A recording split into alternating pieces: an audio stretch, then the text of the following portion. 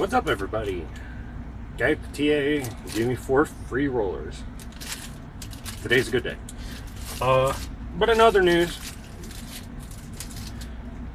doing that good old long run from Bakersfield to Marlboro, New York again, and going to that the Jewish place. They're really religious there. They're real nice people. I really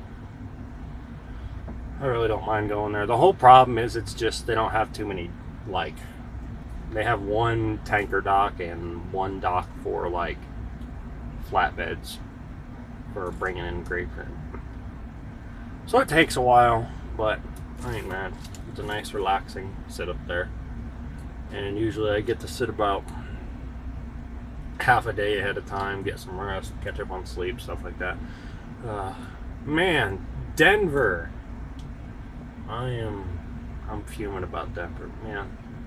I've never come into Denver through 70 before.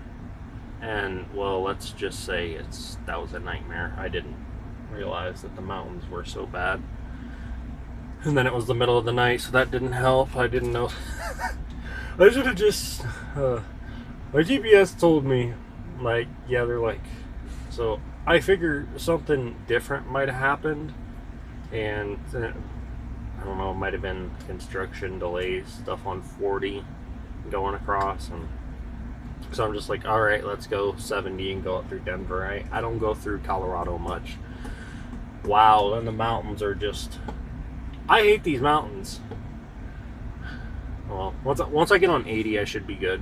I should be able to roll on through, get on 80, get over toward the eastern U.S., and then get up toward New York. But man, it's not bad here, surprisingly. It says it's freezing, it says it's 32 degrees, but it doesn't feel like it. It feels a lot warmer. I mean, a lot warmer. And when you come down to it, it's just, I think it's just that I'm getting used to the cold weather. I think that's the whole thing. So,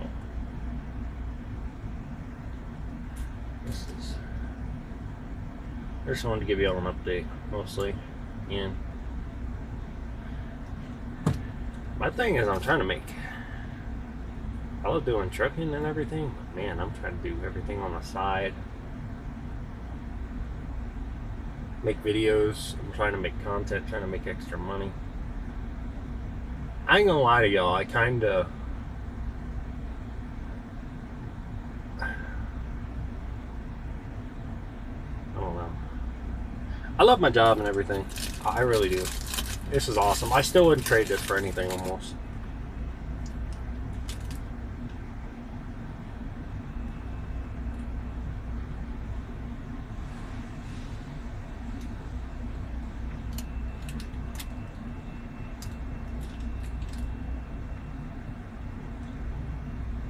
But ultimately, I wish I could go 75. I really do. That's once you get a truck. The whole thing about cents per mile is it encourages you to speed. You kind of want to go faster. You kind of want to make more money. But then the whole thing on the side is you get a ticket. You can get other stuff like that. And some of these companies need to make the cents per mile go way up. Because I'm noticing it more and more. Everybody's always complaining in other companies, and they're like, oh yeah, it's like, I don't make enough money, you know, and everybody's just got to find a real good company that they can roll with. They ain't harassing them, ain't doing everything like working you like a dog. I mean, there's so many drivers complain about it. It's just, there's no money in trucking, man. There's a lot of money in trucking. It's just you ain't going to the right places. And once people start going to the right places, these companies are going to start making real good money, and then we're just going to get around. And some of these smaller companies or companies that pay on the higher side, once they start getting massive freight contracts and start getting tons and tons of drivers, there's going to be a lot of money rolling through, and they could be a mega carrier at some point. So there's still a few mega carriers that pay pretty decent, but a lot of them work you like a dog. So And then a lot of them don't have the ins and out of trucking. They don't know what trucking is. There's a lot of people in the office in some of these places that are like, they're just office workers. They're like, they don't understand what trucking is. And then they, because I was at Martin, I had people, my old co-driver's still at Martin, and he tells me this, and as he was doing, he does a lot of stuff for Walmart. They kind of got him on like an OTR, and they keep filling him in at different Walmarts, it seems like. So most of the dedicated and team trucks with Martin were at 70, and he told me he went in, and he's like, how do y'all expect me to get here? The truck only goes 65. And I was like, there's a lot of the people in maintenance and planning and all of these things that don't know the trucks are governed. And they make these plans around the fact that they think the trucks can do the speed limit. So that just goes to show you, most of these people don't know what goes on in the rest of the company.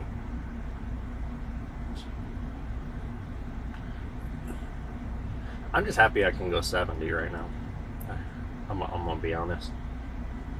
A lot of times I wish I could go about 70, 80. They don't yell at me for rolling down the hill about 80, but I ain't gonna be stupid with it. If it's safe, I'm gonna roll. But if it's sketchy, I ain't gonna take it that fast, man. It's all about being safe with this truck. It really is. If you're a safe driver, I'm gonna be honest with you. 99% of accidents are preventable, even if you weren't at fault.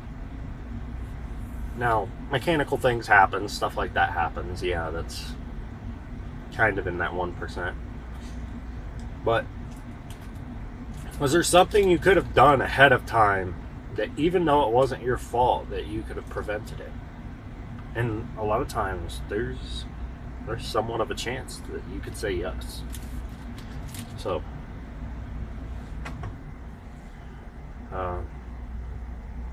but yeah, I just wanted to do this quick video on my pre-trip. Got a little bit of extra time. I had about 2 minutes. I got my pre-trip done and everything. You can't say that you don't do the pre-trip sitting in the truck, because if you want to actually get technical, testing all your gauges, your defroster and everything is part of the pre-trip. So yeah, you can do your pre-trip sitting in the truck. You can definitely do your pre-trip sitting in the truck. Now, don't get me wrong, if somebody's watching you, don't do it, but I mean, if you're trying to, if you got the outside of the truck checked and everything, you can sit in the truck. I make sure my truck is always tip-top shape. If I have the trailer for a while, I always try to make it sure it's tip-top shape. I mean, if you're gonna be running for, you know, like,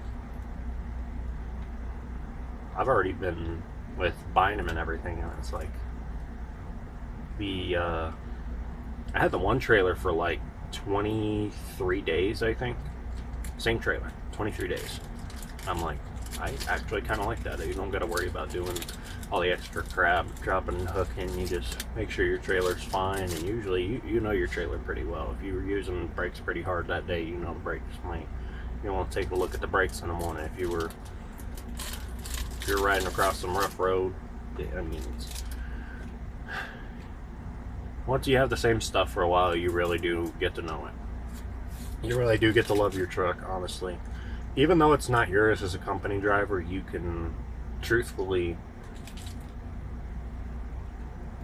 I would say I love my truck. I mean, it's my home. Like, really, it is my home. When you're coming to these companies, you're not really just applying for a job, for a position. You're also really applying for a place to live, because you're going to be sitting with these people. They're going to be basically your family for however long you're with this company, and you're living here like 10 months out of the year.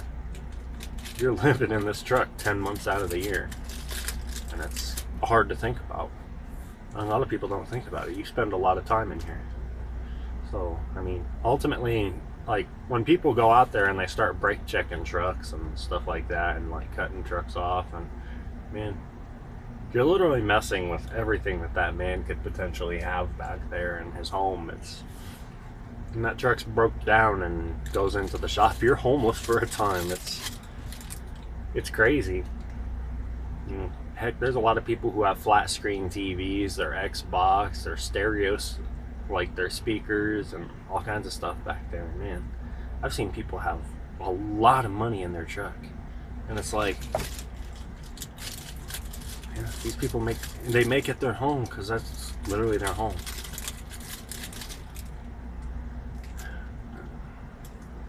I just wanted to give you all a quick update. I don't want to take too much of your time this morning. I ain't got too much to talk about. I got grape juice, white grape juice, I believe it said. But anyways, it's going to Marlboro, New York, to that wine place. And man, Bakersfield to Marlboro, that's like the cannonball run of truck driving. That's the whole New York to LA. That's the closest I get to it. But yeah, it's a good run. I hate being up in the Northeast. I'm gonna try to get out of there as quick as I possibly can afterward. But yeah, should be fine. But thanks for watching. I appreciate y'all, and really do appreciate y'all for watching my videos, supporting me, all that. Got a lot of followers, got a lot of subscribers, got a lot of views. I wish I got as many subscribers as I got views on some of my shorts, but oh well, I can't complain. There's a lot of views, it's nice. Hopefully it's helping somebody out.